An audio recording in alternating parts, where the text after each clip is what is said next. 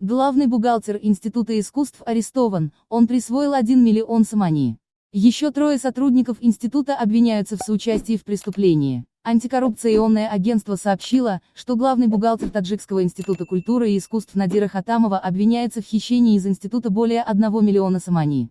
По словам источника, Хатамова была в этом не одна, но ее партнерами были и другие бухгалтеры ведомства. На основании предварительных консультаций с бухгалтерами института Каримова Ф.А., Абдулоев М.Р. и Баймуратова Р.Ф. совершили преступление в виде хищения и подделки документов, говорится в сообщении агентства. По его словам, в ходе своей работы в 2019-2021 годах они сфальсифицировали 1079 370,77 самани путем фальсификации бухгалтерских документов.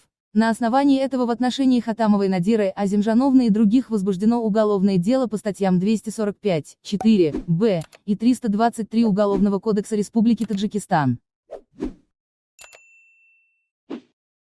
Подписывайтесь на наш YouTube канал и ставьте колокольчик и лайки, мы будем рады, что вы подписаны на наш канал.